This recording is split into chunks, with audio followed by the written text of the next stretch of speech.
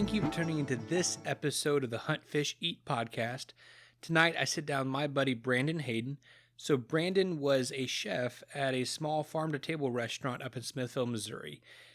He brings a ton of information and knowledge to how to cook, and specifically how to cook wild game. So sit down and listen. We're going to talk about a couple different methods and some tips and tricks so that you too can be successful when you're cooking the things that you harvest.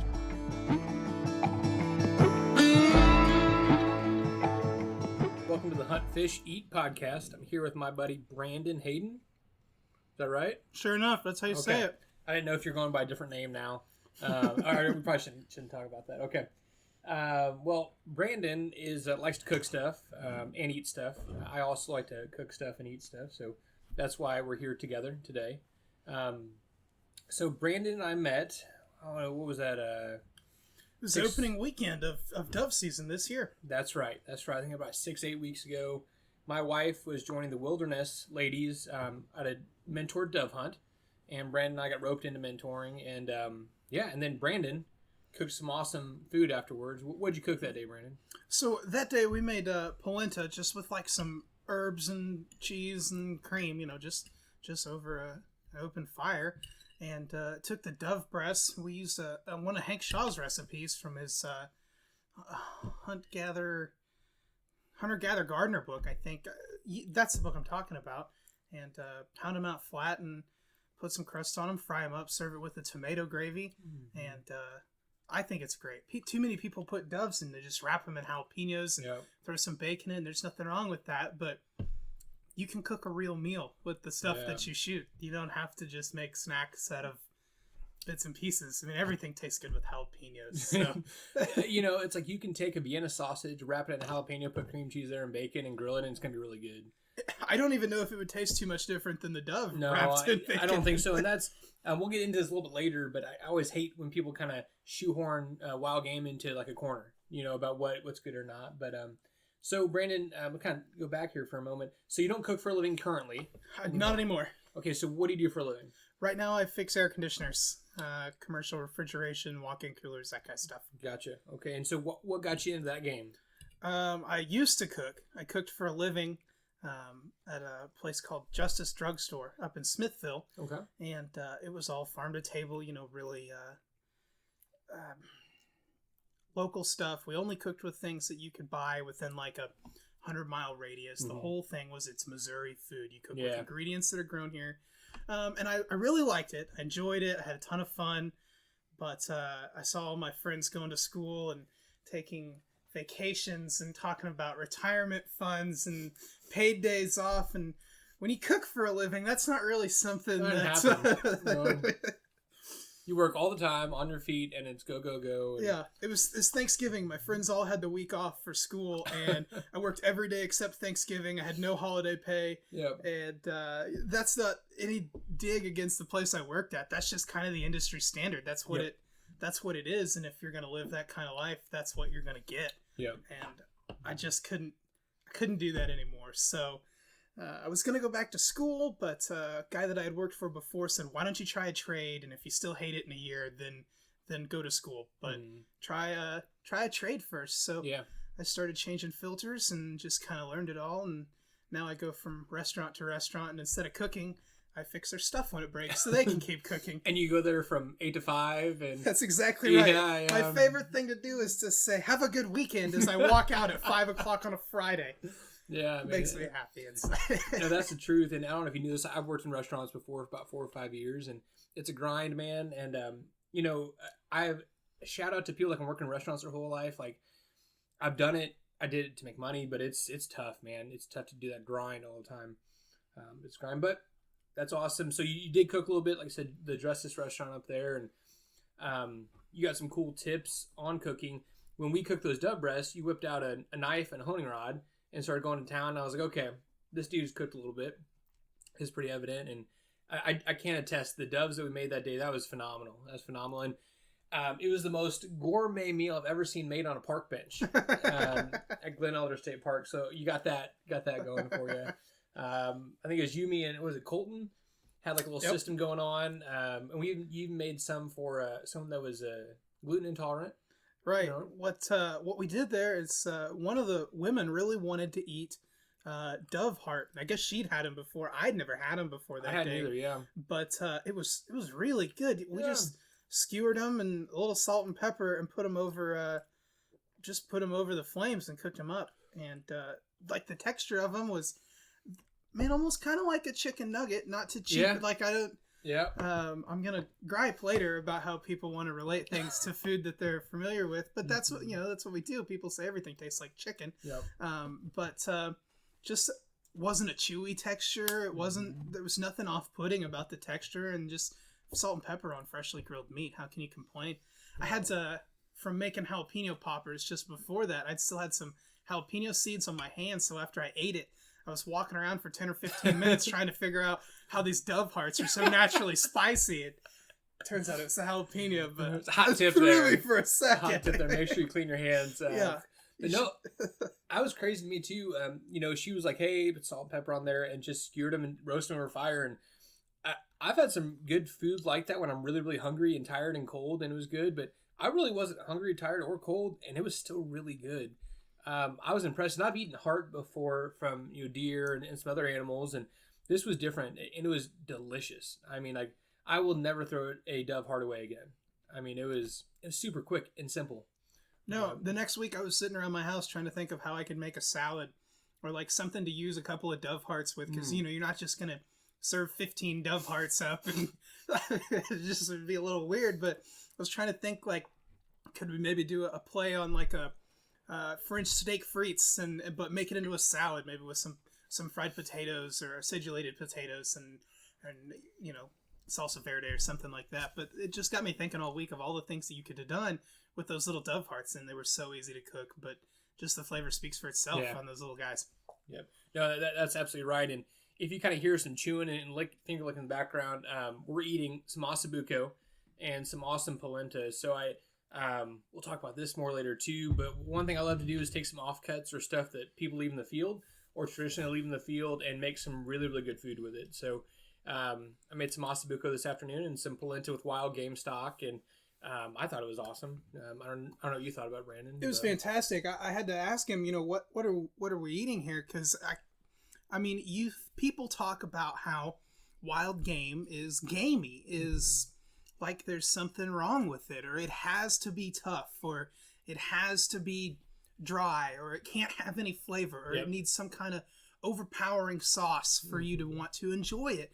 And there's nothing like that going on here. That's just some braised venison shanks, and it was fantastic. No, and it's crazy to me that you guys will just cut that lower part of the leg off and leave it, or your processor don't use it either a lot of time, but I process all my own stuff, so I get to keep it. And it's phenomenal. And my family, they aren't big wild game eaters, or they weren't before I started cooking a lot, and they've eaten this, and it's kind of the same thing. It's like, this isn't like a crutch or like I don't have to explain the dish. It's just really good, and tastes good. So it's kind of one of my like favorite go-tos, and it's not too complicated to make. So, but hey, so how long have you been hunting, Brandon?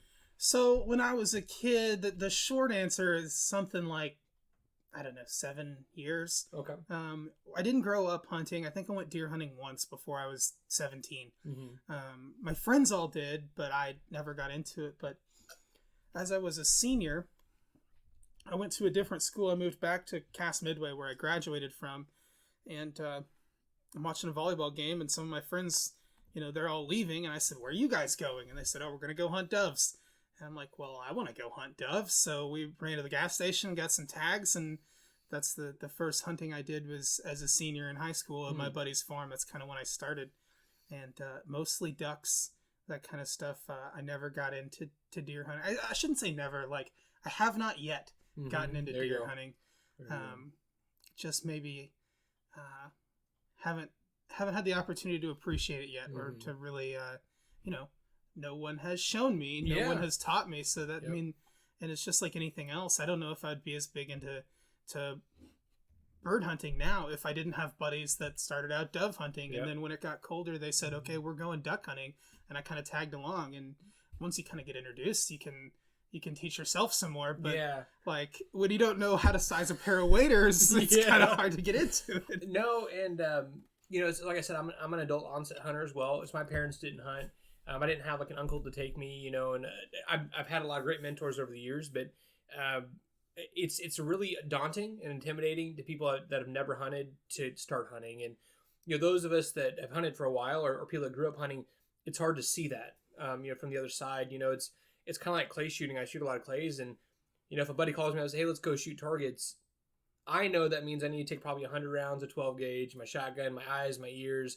It's going to be this much for a cart. It's going to be this much for targets. It's going to take about an hour and a half, 2 hours. He didn't know any of that.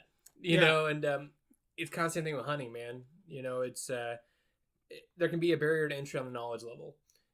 But I think we're going to go turkey hunting this spring, right? I'm looking forward to it. I like I said, that's another thing. I did it once in high school. I had some buddies that said we're going to go turkey hunting. And man, if there was a video of us doing what we called turkey hunting, it would be something that like you watched so that you could laugh at something. Like we're walking through the woods making random noises with our mouths because one guy told us that that's what turkeys sound like. Like we're just in regular t-shirts and jeans, just walking over hills, like almost like jump shooting ponds for duck. That's what we thought we were going to do with some turkey. And you didn't see turkeys, did you? It didn't work out for us. It didn't work out. That's interesting. So, no, and I, when I first started hunting, I was 16, and a buddy of mine both wanted to hunt, and we didn't have anybody to take us, so we got our hunter's ed, and I went out to the field. I think I probably had like 100 rounds of ammunition with me. I was ready to kill my limit of squirrels, rabbits, and upland birds, man, and we didn't see anything, and so I can relate to that for sure. But one of my favorite passions, one of the things I love to hunt is turkeys in the spring. And it's just early in the morning hearing them gobble. And I explained to people, I said, you feel the woods come alive and you feel them gobble. And it's just like for me, it's a surreal experience. It's, it almost, I don't want to do anything else. If you had to hunt deer during the spring, I don't think I'd hunt deer as much. I mean, I just love the turkey hunt. So I'm excited to take you out. I think it's going to be a really good time. So that's going to be cool. Well, we kind of talked about what we ate a little bit, about you hunting and who you are. So let's get into cooking. So we kind of talked about this earlier, but I kind of want to set the stage. So the reason I brought you on and wanted to talk to you is you do have some how do I phrase this, professional cooking experience. Just a little bit. I like to remember it that way. I think some of the people I worked with might have, maybe this guy's like a tourist here, but I like to think of myself as having some professional experience in cooking, and it does transition to. It's kind of like the same situation as we talked about with being an adult onset hunter. Mm-hmm. If you kind of get someone to show you the ropes, if you have an idea of what you're doing, you can grow from there. If you have somebody that says, okay, here's how you hunt ducks. You need at least 24 decoys, a pair of waders, something to keep you warm. You need a shotgun. You need to put a plug in. Yep. You can't shoot lead. Teach you the basics. You can kind of grow from there. And it's kind of the same. I feel like with food, my wife, she doesn't cook very much. I cook at home, but it's just so much easier because I have that base knowledge and just a couple of years of experience doing it. And now, I have a bunch of cookbooks at home, and you can expand on that. It gives you something to start with, and you can take that and apply it to whatever you might be trying to cook or wanting to do, whether that be baking or searing steaks or turning doves into something delicious on a bench in a state park. Right. And that's exactly right. And that's kind of one reason I wanted to bring you on. I want to kind of try to make this approachable for people. One thing I try to do with this podcast is not to talk too high, up on technical stuff, but provide information and get people started. And I know a lot of people say, well, I can't cook.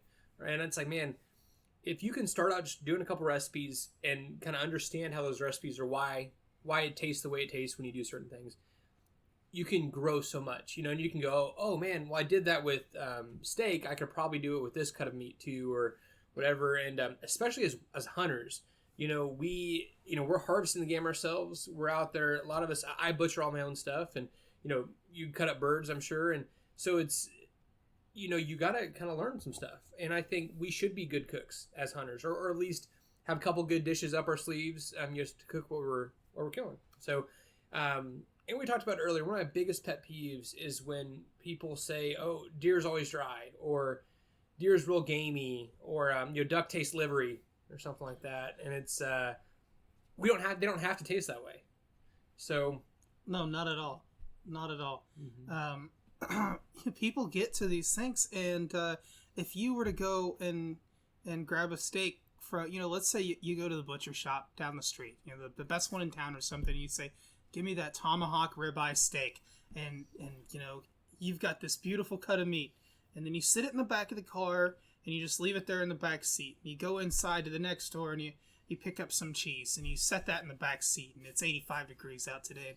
Then you go get a bottle of wine, and you leave that bottle of wine in the back seat, and then you go play around at golf. And then you come home, and you set that stuff out on the counter, and you think you're going to start cooking with it now.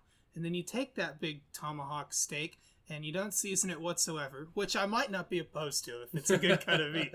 But you don't do anything to it at all, or all you do is salt and pepper, and you throw it on a grill, and you cook it to well done.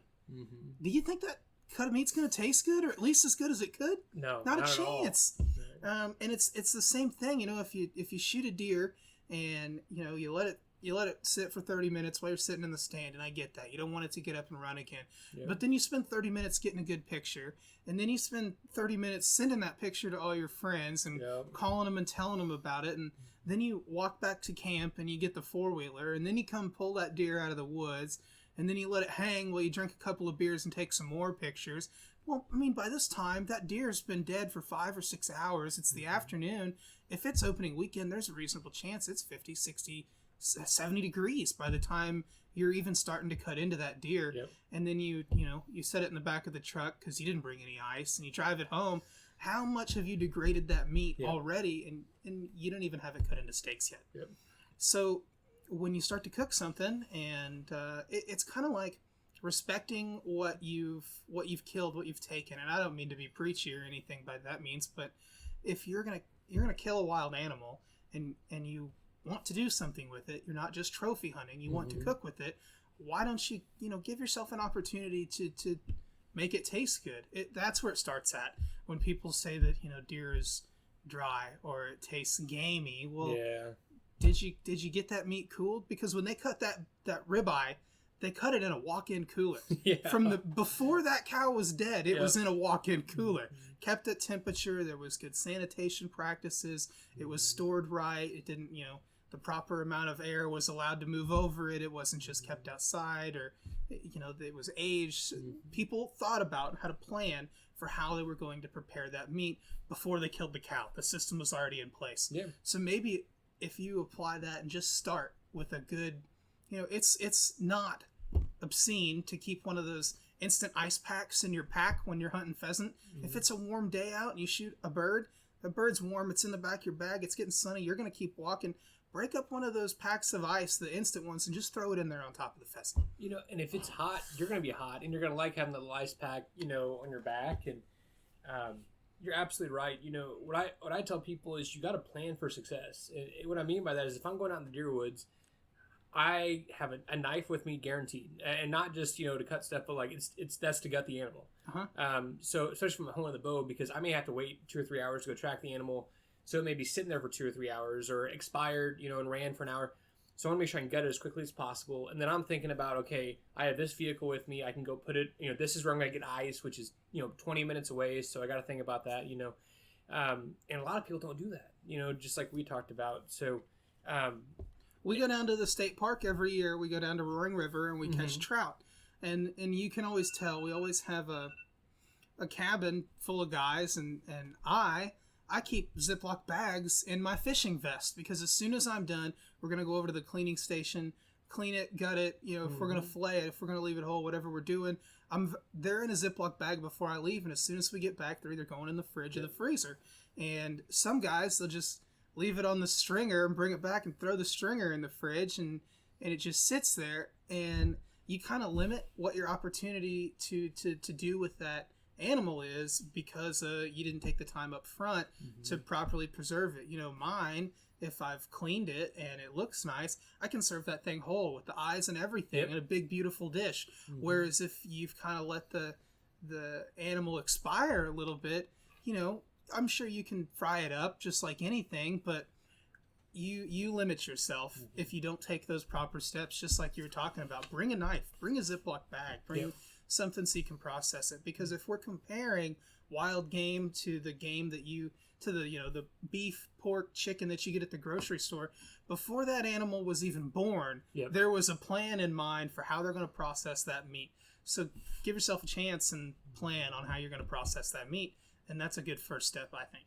No, that's absolutely good, and I kind of wanted to talk about that at the beginning, just because if we don't have that down, it's really hard to do anything else well. There's not a magic recipe that's going to make something taste good if it rotted in the field or was gut shot and hung out for a long time. And it's kind of the same thing with waterfowl or really any birds. A lot of times they're gut shot. Most of them are. And, I snow goose hunt a lot. And, you throw the geese on top of the blind, or the same thing with ducks. And it's, if they're out there for 2 or 3 hours, not that big of a deal. But you think about it, if they're out there all day, 8 hours, and you throw them back to your truck, drive home, the other 10 or 12 hours they've been dead. And, that goose isn't going to taste good if it's gut shot and sits there forever. And we're guilty of it. How many times do you hunt all day and, you get your limit, or maybe you don't quite, and so you sit outside whole time the sun's up and those geese have been sitting out or those ducks have been sitting out. You throw them in the truck, get home.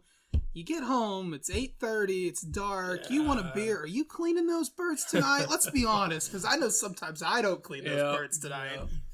But that limits what you're going to be able to do with that animal on down the road. And maybe, it doesn't limit it, but it definitely limits what you can execute well. Yeah. Can you serve that whole duck breast, or the whole roasted duck, and does it taste as good as if or maybe now do you have to serve that as, cut it into strips and make it some kind of popper or deep fry it or make it a schnitzel. You have to kind of mask what you're doing because you didn't start with a good plan for how you're going to process it. You're absolutely right. So that kind of covers a lot of that stuff. And, I've been eating wild game for a while. I've been cooking wild game for a while. And I have yet to have a piece that I've treated well and cooked, reasonably well, not come out good. Where it comes out, oh man, this is inedible or anything. And so I think if you can treat the game well to start with, it's going to get you miles down the road. So, wild game, I kind of asked this question, is wild game gamey? I think, and these opinions aren't, they're my own, they're what I believe, but this is passed on from other articles and stuff I've read, but, and I feel the same. Gamey we use, I think, as a term to say that we don't know or we don't understand what we're tasting. It's definitely, if you shoot a squirrel in the woods here in Missouri, it's going to taste different than a piece of chicken. It's lived an entirely different life than a pen-raised chicken. It's eaten acorns and nuts and what have you out in the woods, and I mean, maybe it ate some things that you wish it didn't eat over the course of its life. Whereas that chicken has been raised to, I don't want to say boring, but I mean, there's thousands of cookbooks dedicated to telling you how to make a piece of chicken breast taste good, because it doesn't taste good. There's no flavor at all. It's a blank canvas. Whatever you season it with is absolutely what it's going to taste like. And it's just not quite the same as trying to cook a piece of game. So I think we use gamey. You'll hear people sit down, and even if you've done it well, sometimes the first thing you'll hear them say is, this doesn't taste gamey at all. And I think that just kind of means that, it's not unfamiliar. We use it to say we're not sure what this tastes like, or maybe this is a little strange. It's not quite what we're used to. Because I think most people are kind of used to being spoon-fed, very simple, easy to understand, and I kind of, from my time at the drugstore, food is art to me. On the high end, it's art. And so if you go, you take a kindergartner from art class and you go to the Nelson Atkins, are they going to understand what they're eating? And that's not to say that wild game can't be simple, but it's a little bit more complex than a chicken breast from Price Chopper. So if you just say, oh, it tastes gamey, because what you mean to say is, I've never had anything that tastes like this before, then sure, it tastes gamey. But that depends kind of on how you define gamey, and I wish people wouldn't say that word. Think just a little bit harder for a second and a half about what you're really tasting. Same way as if you went to the art museum and you see people standing there staring at that art for 5 minutes before they even comment on it. Take a second to think about what you're tasting. Maybe if you eat a diver duck does this taste different than a mallard that's eaten corn its whole life? And define those flavors. Think about them before you just say, oh, it all tastes gamey, or oh, all duck is greasy or oily. Well, if it's, if you just leave that big piece of fat sitting there and you didn't get all the fat to melt and to cook down before you served it up and get a crispy breast on it, then it's going to taste greasy or oily. And part of that is because people are used to cooking easy foods to cook. I'm going to keep going back to chicken breast, but if you're used to cooking a plain piece of chicken breast, and everybody's mom's made chicken for them growing up, and everybody's mom overcooked chicken for them growing up. Mm-hmm. So if you're used to eating just a plain piece of tough chicken, or even if the chicken's good, it's still just chicken. And so, compare that to an animal that's had a very different life than a chicken. Don't just say it tastes gamey. It's not gamey. Mm-hmm. Take a second and think about what you're tasting, and you'll find that you might have a better appreciation for that. Yeah. Absolutely. And, one example I use where I tell people is, I'll even show them. So I took 2 wild pigs last December in Texas, and one was about 275-pound sow, one was about a 100-pound boar. And, if you look at pork, like if you go to the store and pick a pork chop, it's kind of white. It's pretty, it's not red, not pink. It's kind of it's a little pink, but it's pretty light. If you look at that wild pig, it is red. I mean, it's almost looks like venison when I pull it out. And part of that is because that pig had a different life. Pork is not white meat. And people don't know that. And they don't realize that. The pork farmers, whoever that is, many, many years ago, wanted people to think that pork was white meat. So they bred their pigs and intentionally tried to make the pork that you get at the store look like chicken because people wanted to eat more white meat. Mm-hmm. So they said pork is white meat. It's the new white meat. It's not white meat. Yep. They've bred them to be that way. A domesticated pig is drastically different than a wild boar because they bred the flavor out of it. Is what they did. Yep. They dumbed it down so that you could do anything to it and you didn't have to think about flavor. Mm-hmm. That's what they did to pork. So. Absolutely right. You're absolutely right. And they've leaned them out too. Domestic pigs are very lean generally. There's some heritage breeds and some small farmers are doing some great stuff with chickens, pigs, and things. But in general, if you go to Price Shop or Walmart, what you're getting is that very lean piece of meat, so no flavor, and it's hard to cook. And that pig that I took in that sow that I took in Texas, I mean, the pork chop was probably 3 inches taller than the loin was, and half that was fat.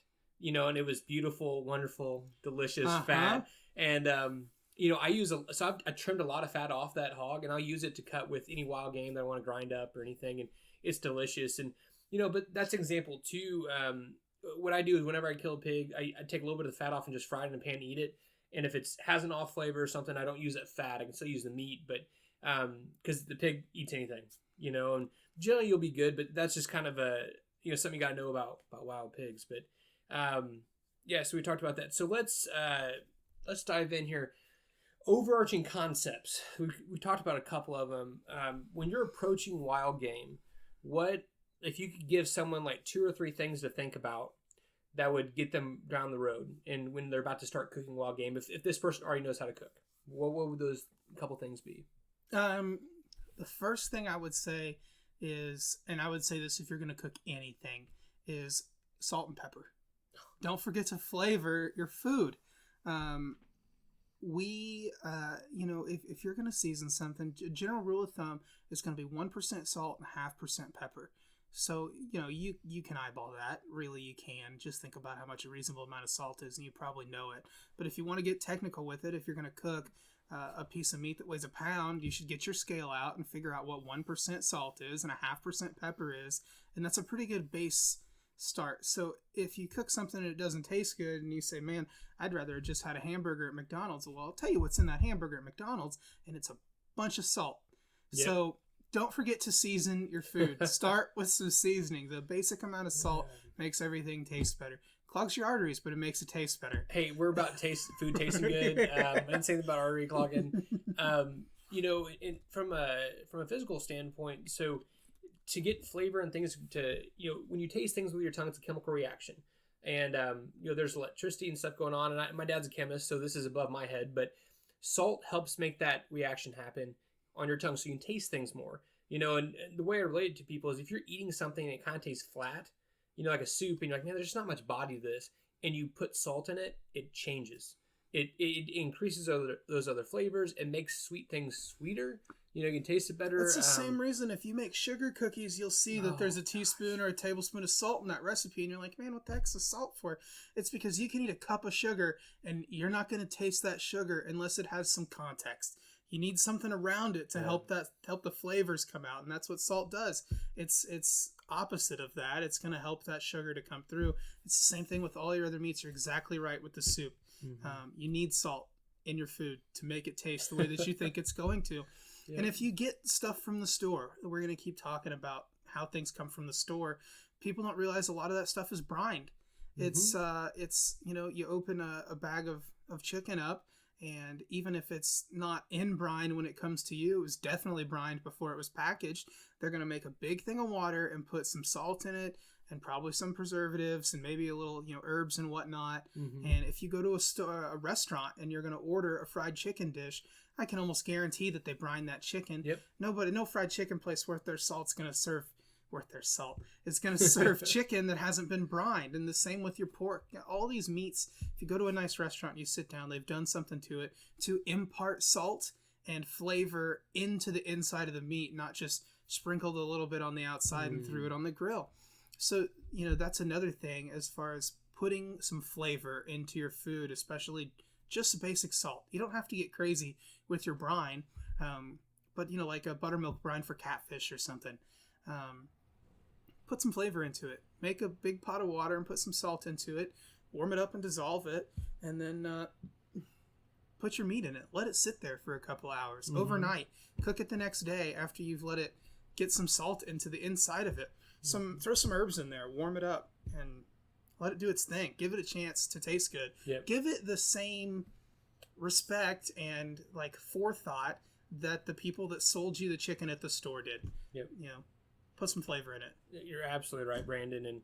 And so we've talked about salting. Like I said, you need to season your game, and salt and pepper are so critical, especially salt. So what's the next kind of concept you would give or tip you give in general about cooking, or especially cooking wild game? Don't overcook it. Don't overcook it. Yeah. Like I was talking about with the big cowboy ribeye with the big pork on it. You're not going to throw that thing on the grill and cook it like a roast. Mm-hmm. You're not going to put it in the oven and cook it to 350 degrees all the way through. You're going to get some grill marks, cut that baby open, and just let the meat taste like meat. If you take a backstrap and you throw it on the grill and you just cook it until it's a piece of charcoal, it's not going to taste good. It's going to taste dry. Tastes dry because it is dry. Yeah. And that's not the deer's fault. No. There's not as much fat in most wild game. It's leaner. You don't need to cook it as long as you think you do. Yeah, absolutely. So don't overcook it. Ease up a little bit. Read a couple of books. You don't even have to read a book. Just whatever you're going to cook, Google a recipe real quick. Google a couple of recipes and see how long it takes to cook that thing. People have done it before. It's not impossible information for you to gather. Yeah. You can bust your phone out and Google, how long should I cook this catfish fillet for? And someone's going to be on there saying, this is how long you need to cook it for. This is the internal temperature that makes it safe to eat. And once you get to those, that safety point, you should probably stop. Yeah, you're absolutely right. And, so I kind of want to make a comment about that. One thing that I did when I've cooked my entire life. My dad loves to cook. I love to cook, and just something I've always done. And when I started hunting, I just adapted recipes that I've cooked other stuff with. Beef recipes go really good for deer. Same thing, chicken for pheasant. Duck is closer to deer. Really, it's a red meat. And it's not super difficult.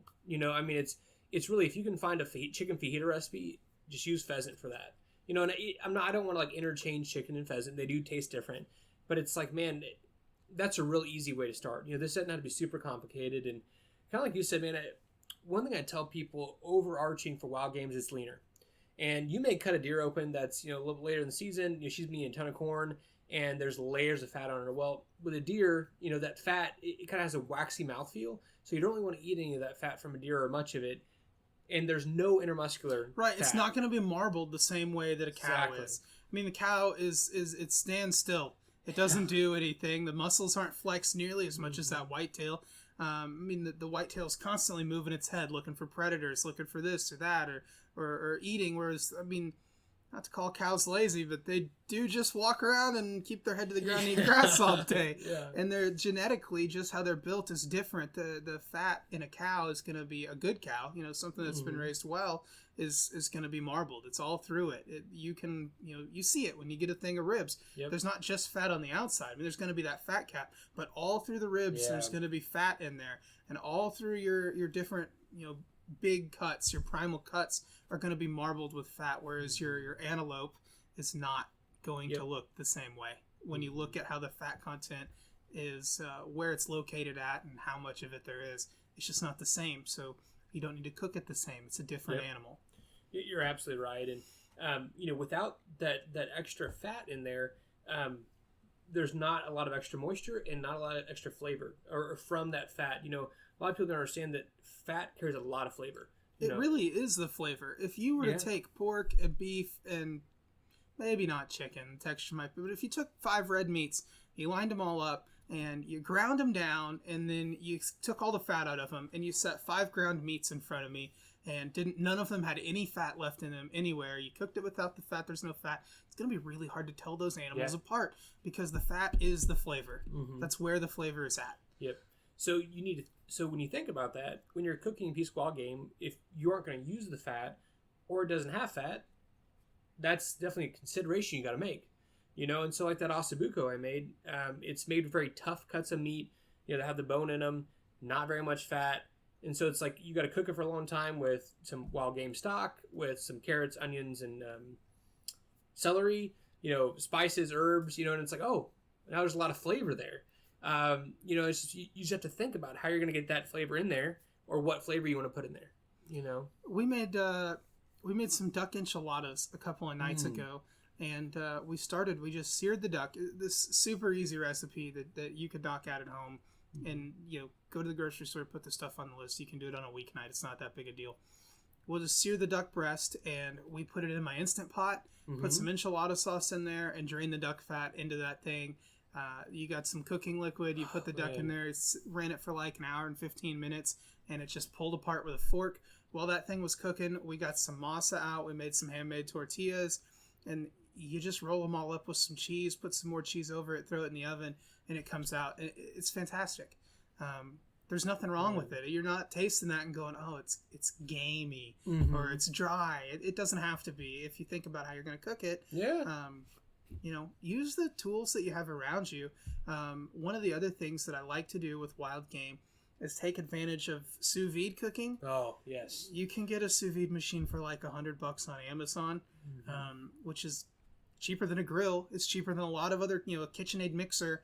That's not an exorbitant amount of money for a kitchen appliance, and it does more than anything else in my kitchen as far as making sure that the food tastes good at the end. So take your cut of steak, for your deer steak. Let's hold on just a second. So let's explain what sous vide cooking is. Gotcha. So sous vide is French for under vacuum. What you're going to do in sous vide, you put your meat and your flavor and all the stuff you want to cook it with in a little vacuum seal bag. You can get a vacuum sealer and you can do that. Another effective way to do it is grab a Ziploc baggie, put all that stuff in there, fill your sink up with water. As you push that Ziploc baggie underwater, the water is going to push all of the air right out of it. You get to the top, zip it sealed at the very last second, and you'll be set. Not perfect, but it'll be good enough that you'll be able to cook most things. So you're not using anything else to cook it with. You're just using warm water to warm the meat and cook it through at lower temperatures for longer periods of time. And you can really control the flavor. You're not going to burn anything. Yep. It's great for hitting a temperature, and then you can throw it in the fridge. And when you want to cook a couple of deer steaks, you just cut them open and pull that piece of meat out. It's going to be cooked perfectly medium rare the whole way through, and all you got to do is put some grill marks on it. Yep. It's not complicated as far as like when you're working a kitchen, you call it the pickup. What do you do to fire this dish when you're going to make a plate? You've already done all the prep work. everything's all ready. The mashed potatoes are already mashed. What's the pickup? Well, that's, put a little cream and butter and warming it up in a skillet. The pickup on something that's been sous vide is you're just going to cut the bag open or open your Ziploc baggie and pull that delicious, already cooked piece of steak out, throw it on the grill, put some grill marks on it. You don't have to worry. As long as it's warm in the middle, it's done. It's all cooked. Yep. And that you're absolutely right. And what I love about the sous vide is I can set it to like 125 degrees, which is rare, or 130 degrees. And like I said, it's going to be that temperature through the entire piece of meat. When you put something in an oven or when you put it on a grill, pan, whatever, you cannot cook the entire piece of meat at the same temperature. You're cooking the outside, and so you're hoping that temperature to go in through, so it's safety, right? The cool thing about sous vide, and this, Brandon, is it's that same temperature all the way through, so you're not overcooking it or undercooking it. And like you said, man, it's for me, it's a huge time saver. I'm doing a wild game dinner this Saturday night, and I'm doing some goose legs confit. I'm doing some backstrap that's going to be like a prime rib sandwich kind of thing, and it's going to be cold. I'm doing a couple other things, but I'm doing a lot of the sous vide beforehand, and then that day or about an hour before we serve, I'm going to sear some of this stuff, and it's going to be awesome. So that's a good tip, man. The sous vide, I love that. So you can kind of control your fat too a little better. Yep. You can trap it in there. If you put just a little pat of butter, just a half a tablespoon in with your whatever you're cooking, it doesn't matter whether it be duck or deer or pig or anything. You can throw a little extra fat in there if maybe your cut is pretty lean, and you can kind of impart some extra flavor and buttery goodness on your meat. It's not going to roll off the grill or burn up in the oven. It's going to be in the meat, and it'll definitely cook with it. It helps to bring some flavor to it. And your restaurants that you go to are using this technique. Yep. This is the same thing. Why can I not get my game at home to taste like the duck dish does at Michael Smith's or whatever? Well, the techniques that they're using that's what's going to give you the flavor and help with the execution. So if you think about those things when you're cooking the meat, what would you do to cook a delicious piece of fried chicken? You would brine it, you would sous vide it, and then you would fry it at the last second. So it's not tough on the outside before it gets cooked all the way through. And if we use that same approach with our wild game, we'll get better flavor out of it. And to me, that's almost like, I'll go back to the respect issue, respecting that animal. You did kill something so that you could eat. And let's take the time to do it right and give that, what it deserves, rather than just, throw it on the grill and wrap it in bacon.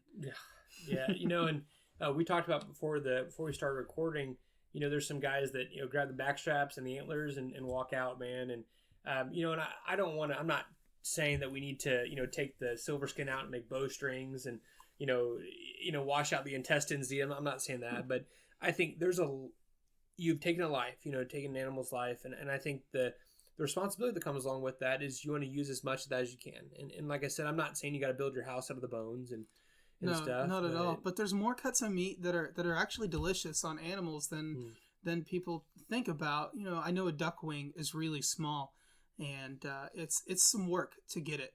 But part of the thing that I think makes the food taste better to me is I put in work to get that food. Yep. I put in, I got up at 2:00 in the morning, or I didn't even sleep last night, so I could go be at the duck blind, so I could get a spot, I could get drawn, so that I could hunt this duck. And how many hours did I put in this summer shooting clays, so that I might shoot a few more ducks this morning, or make a better shot on that deer sitting in the stand. And we put all that time into it. Crap, I forgot where I was going. And then we don't. I think we're trying to get to is like you put all that time into those things, and then when you cook that thing and you get to eat it, I mean it's like all those memories, and it all pays off. Yeah. Oh, that's what I was talking about. All the work that you're going to put into to hunting it, put that work into. You don't do it every time, but just once, grab a cube of wax and a bucket of water and pluck that whole duck. Oh yes. Pluck the whole duck, roast it all up, or once you pluck it, pull the legs off and cook those confit, and pull the wings off of a couple of them and save them up. And then when you got the people over for the game on Sunday, throw a couple of duck wings in the fryer too. Put like an Asian soy sauce or something like that on them. And serve them up just as something cool. Tell people, I shot these ducks, and this is something cool I think you'll like. You give it a try. Yeah. We used to cook at the drugstore. I'm going to keep going back to the drugstore because it's the bulk of my memory. But we used to do a dish. I want to say it was stripers, and we took it was like the gill area. It wasn't the gills, but it was the cheek kind of like thing. the bass cheeks. And we took them, and they're almost like there's not a ton of meat there, but you could take them and grill those up, and they'll grill up in just a second. It takes almost nothing extra to pull those cheeks off of that bass. If you go out and you catch a couple of bass and you take them home, you're going to fry them up, cut those cheeks off, throw some olive oil on them, put them on the grill, and there's just some extra flaky, it's great meat. It's great meat. Yep. You can do more with the animals that you pull out than you think you can. Yeah. You don't have to do it every time. There's nothing. I breast out plenty of ducks, but every once in a while, try the whole animal. Yeah. I mean, you killed the whole animal. Yep. So let's eat the whole animal. Yeah, it's to me it's almost a crime. Like when you see guys shooting turkeys and they just breast it out. And I'm like, man, there's meat on the back, there's meat on the thighs, there's meat on the legs, and like I know a lot of that meat on the legs is hard because there's a lot of tendons running through it, but it's like, man, what I do is I pluck as much as I can and then pull the breasts off. And what I did this year is I plucked the entire thing and then boned out most of the meat, kept the thighs and legs and threw those in a vacuum pack, threw them in the freezer, and then I trimmed all the rest of the meat off, and I took the carcass after I gutted it and roasted it and made some stock out of it. And that's some of the wild game stock that went into our polenta tonight. And it's like, that's a lot of work. That was good. That was really good. Yeah. Man, that's kind of a clutch move on that. But, it's like, I'm not doing that every day. And to me, it's like, man, it's a really good end product, and you don't have to do it all that day. If you can kind of cut it up and then over time, if you have an afternoon where you have a little bit extra time, do some sous vide stuff, do some confit things like, confit some legs, or you don't have to do it every day, but it's really, really good. Take one of your duck breasts. You shot 6 ducks today. You got a limit, so you got a dozen duck breasts. So take 11 of them and freeze them. You can cook them as duck breasts, but take one of them and put it in curing salt and make some prosciutto out of it. The recipes are out there. It's not super complicated. If you want to do other things with your animals, there are guides, there are resources you can use, and you will appreciate it. You will enjoy it. You'll look back at that and you'll think that was really fun. It kind of like adds another element to the whole outdoor experience. To be able to do something special, and your wife will appreciate it. That's right, man. What I tell guys is when I'm hunting ducks and I see that mallard set his wings and drop his feet, my mouth starts watering, man. I'm just tasting that duck breast, with that nice duck fat on it, man. And and it starts to come kind of full circle when you're hunting. You can't wait to harvest that animal. It's not just about the grip and grin. And like in Kansas, you get 1 buck and 5 doe tags, man. I'm excited about taking 2 or 3 does. Because that's a lot of meat that I can play around with and have some awesome food, So let's talk about a couple things. Can you, what is 1 or 2 of your favorite recipes with wild game? Now, we've talked around them and talked about a couple of specific ones, but if you give me 1 or 2 just basic recipes that you would go with. So my first and favorite recipe, my favorite thing to do is the duck breast. I grew up, that was the first thing I learned to hunt, so it's the first thing I learned to cook. Yeah. Just, so you take your duck breast and take all the feathers off, make sure there's no little white feathers left on the back anywhere, and then score that. So you're going to take a really sharp knife, like a fillet knife, and just cut crosses in. You'll make little X's, little diamonds all over the fat on that duck breast, and you put it in a skillet. You want the skillet to start out cool, start out on low heat, so that starts to cook all of the duck fat out before it starts to cook the duck. That way you can get that crispy skin, get all of the fat out so it doesn't taste chewy, and your end product the whole bite will be delicious. You won't pick up a bite and have to spit out the little fatty part. So start with a cool pan and start to get that fat out. I normally will serve that with some Brussels sprouts or carrots and fried potatoes. I always peel the potatoes and cube them. I think that makes them the best. A lot of people want to slice their potatoes like thick potato chips, but you put it into a pan. There's no way that you can get the optimal amount of crispiness on those potatoes if they're all laid out like that. One's going to be sitting on top of another. Yeah. You'll have one piece that's burnt and one piece that's not cooked yet. And then we make a little sauce while we're cooking it. I always use some kind of vinegar, like a red wine vinegar is great. take whatever jam or jelly you might have in your fridge. If it's something local and obscure, if you've got a lingonberry jam or even blueberry jam, strawberry, something sweet and fruity, and take that and mix it in with your vinegar and put a little extra sugar in there. And I just serve the Brussels sprouts, the carrots, some kind of hearty vegetable next to my other starch of potatoes, and put that duck breast, once it's done, after the fat's all cooked out, you're going to turn it over, set it at the edge of the skillet where there's the rounded part at the edge of your skillet that normally perfectly matches how rounded a duck breast is. So you can kind of get a good full color all the way around that, and then take it and just slice it, short ways across all the way down the duck breast, get some nice bite-sized pieces, lay it out, and then put your sauce over the duck. I think that's great, and you can normally make it with the stuff you have in your fridge. So it's great for after a long cold day, getting snowy, getting water in your waders, or throwing your gun in the marsh, that kind of stuff. You get home, something you can normally make without making an extra trip to the store, but it definitely just brings out the flavor of that duck, and it's good to have around the fireplace or around the dining room table at the end of the day. And my wife likes it too, so it works out. Yeah, my wife loves duck. I do something similar to that. And, one thing I use is, if I don't feel like making a sauce, I just use chunky applesauce. Man, I got a little 3-year-old, so there's always applesauce in the house. And, if you cut that duck breast across the grain and just a little bit of applesauce on top of that, man, it's like, it is out of this world, with that duck fat and everything. And one of my favorite things with duck is to cook it medium rare or rare. Man, I hate it when people overcook duck. Or cook anything really, but it should be red in the center. Absolutely, it should. I mean, if you pull it off and you think, well, me personally, if I pull it off and I think it's not quite cooked enough, it's definitely not quite cooked enough. Yeah. But if a normal person, if you're thinking like a piece of pork that you might want it to be medium, maybe medium well, or a piece of steak that you're looking for a medium. Mm-hmm. If your duck looks like that medium and you think, I should let it go a little longer, stop. Yep. Pull it off. Set it on a sheet pan, like a little cooling rack. You take cookies off and you put it on the cooling tray. Just set it on there and let it rest. Just let it hang out for a few minutes before you cut into it.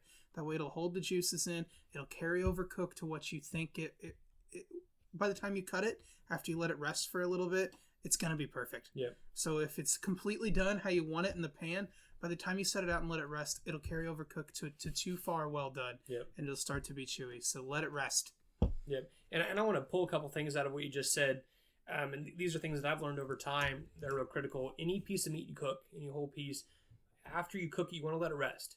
Especially if you're searing something. Let it sit for 10, 12 minutes just on the counter, and then cut into it. And if you've never done that, I'm sure people have seen where you cut into something and all these juices run out. So if you let it rest for 10 or 15 minutes, it just doesn't do that as much. Don't lose as much juice, and it's a lot more moist, inside Absolutely. that piece of meat. And then, I was going to say something else I cannot remember, but we'll move on and come back to that. But yeah, that's, if you can let it rest, that's so critical. So that's your first favorite recipe is duck. Yep. First favorite recipe would be duck. My second favorite recipe, man, I'm a sucker for fish. I really like that whole trout. Mm-hmm. Just take your fish and throw some butter in the middle of it. Sprinkle plenty of salt and pepper on it. And put some fresh herbs inside the belly of that fish. Cut your oven at 350. Wrap that thing in tin foil and set it in the oven. You can cook it around a campfire even. Just plenty of butter and some fresh herbs, salt and pepper. And cook that fish. 350, it'd take like 10 minutes or so. Yep. By the time you're done, the whole thing will just peel right down the bones.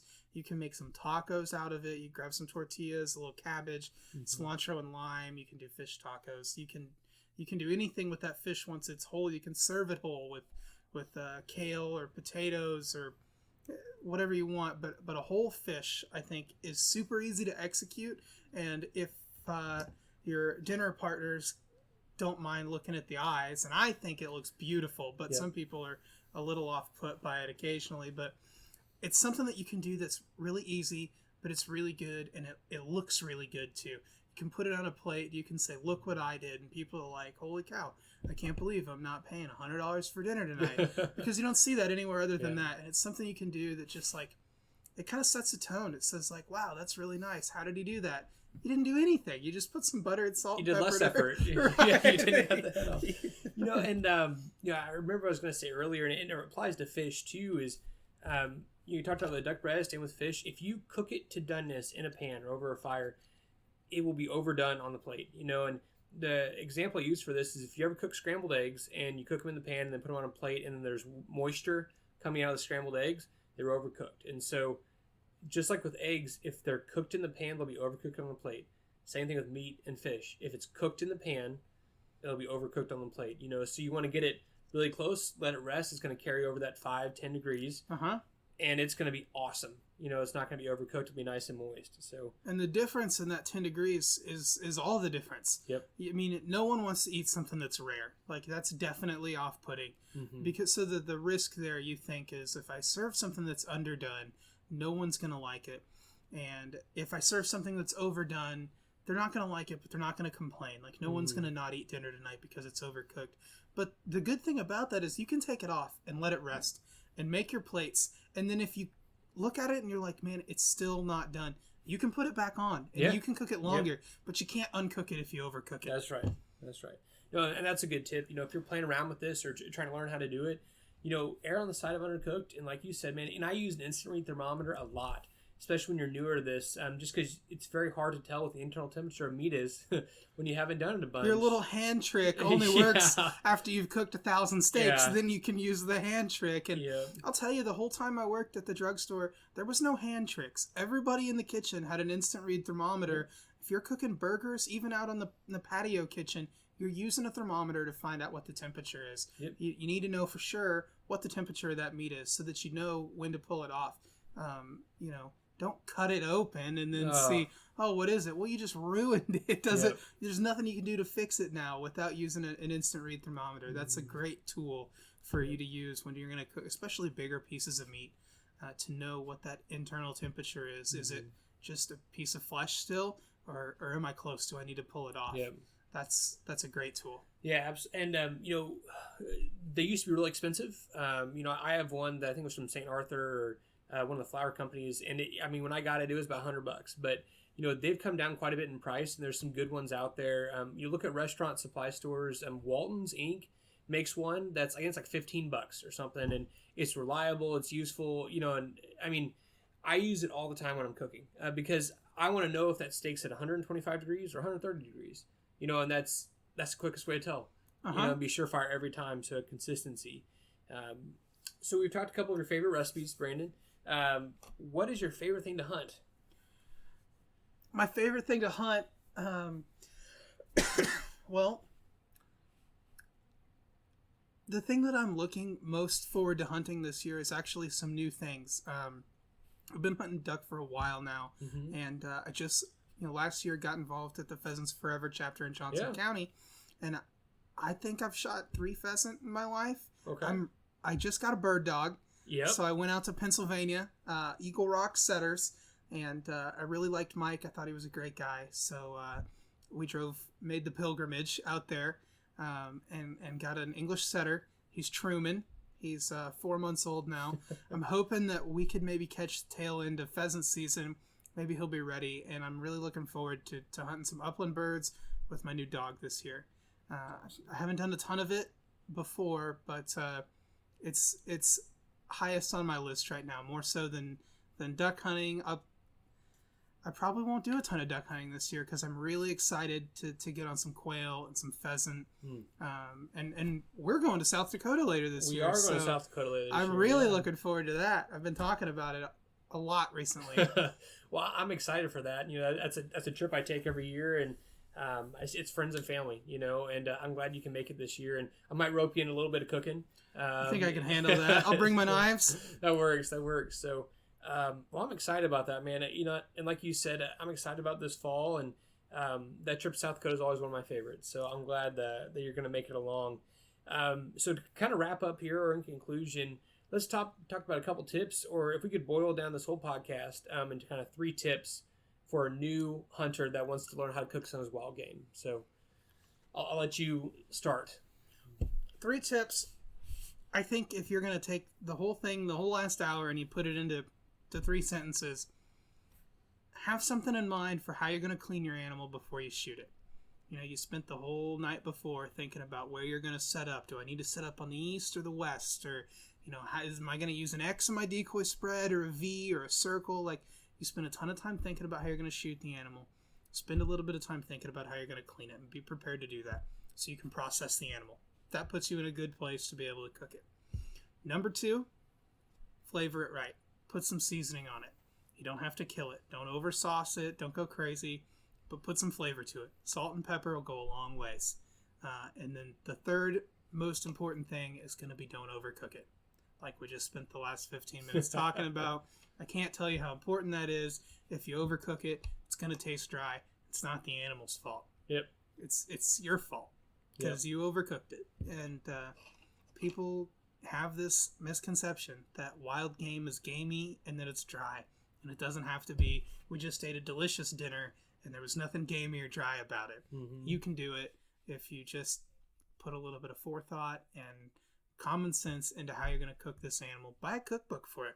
There's plenty of resources out there. Hank Shaw makes some great ones. Mm-hmm. And that's what you need to know to get started. That's awesome, Brandon. And that's, like I said, I'm really glad you're able to come on tonight and let us chat about that. So, Well, thanks for having me. I appreciate it. Yeah, it's my pleasure, man. I'm glad we could eat some food and talk about hunting, you know, in this fall and eating some and talk about eating some more food. So, thing coming on. Any final thoughts or any shout outs you want to make? Man, shout outs. I just really appreciate all the things the guys at Pheasants Forever have done for me this year. I mean, we wouldn't have met if it wouldn't have been for WildHErness. Mm-hmm. And I don't know, you know, Jessica is she works hard. There'd probably still be a WildHErness, but if I didn't know Pheasants Forever, I wouldn't know her. I wouldn't know you. Mm-hmm. I've made a ton of connections because of my involvement with the local Pheasants Forever chapter, and it's given me a ton of resources to, you know, expand the things I want to learn about, the things I want to know about. So just, you know, getting involved with them has made a huge difference in my appreciation and how excited I am about doing more bird hunting and other kinds of hunting in general. Mm-hmm. That would be my biggest shout out. Really appreciate them. Man, and thanks for mentioning that. You know, I'm personally a member of Pheasants Forever and member of the Joco chapter. And one thing I tell people is, you know, if you are an adult onset hunter and you don't have a mentor, you know, or someone to take you, go join like a local National Wild Turkey Federation chapter or a local Pheasants Forever chapter. And a lot of those guys, I mean, they're going to, you know, a PF chapter is going to be full. A lot of guys like to hunt pheasants. I mean, that's why they're part of that organization. But those guys usually hunt more than just pheasants. And, you know, if you show up and say, hey, man, you know, I don't know a lot about hunting, but I like the idea of it, and how can I help out? They'll plug you in. They'll give you some work to do. And tell them, hey, I want to learn how to hunt, and I guarantee you they'll help you out. Yeah. You know? So people are willing to help. I think the biggest thing is, you know, when I started with Pheasants Forever, I really was concerned about what I could get out of it. You know, like how can I get some places to hunt? I want to do this. But since then, it's really grown into more like, how else can I help other people to kind of come after me, to follow me, and to give them opportunities to be able to hunt pheasants. And, you know, it's like we talked about earlier. It's not, you know, you can't just go grab a gun and start walking through a field. I mean, you can. Good luck to you. But so yeah, that's a great thing to do, is to get involved with one of those chapters. It doesn't have to be Pheasants Forever. I like Pheasants Forever. It's been great for me. But I mean, Backcountry Hunters and Anglers, or Ducks Unlimited, or the Rocky Mountain Elk Foundation, I guess, I assume. I mean, I'm not sure where you like it. But get involved with a local organization, and it'll take you places. It will. It's been great. Yeah, that's a good point, Brandon. Well, hey, thank you for sitting down with me and talking, and I'm looking forward to our adventures this fall. Yeah, me too. Thanks so much. I appreciate it. Awesome. Well, I hope you enjoyed that episode as much as I did hanging out with Brandon and sitting down and chatting. Brandon's a really cool guy, and I'm going to have him on again, I think, so we can talk about more wild game cooking and all the awesome stuff that he can do, man. So if you enjoyed this episode, it'd really help me out if you shared it with your friends and family. If you're listening on Apple Podcasts, please leave a review. When you do that, it helps this podcast come up in more searches and reach more people. Please go and like us on Facebook, Instagram, and subscribe to this podcast wherever you listen to it so you never miss an episode. If you want to help support the Hunt, Fish, Eat podcast and have an opportunity to do some awesome stuff with me, please go check out our Patreon page and feel free to jump on at the level of support you feel comfortable with. Our Patreon is patreon.com/huntfisheat. Our Facebook is Hunt, Fish, Eat Outdoors, and our Instagram is Hunt, Fish, Eat. Thank you, and catch you on the next episode.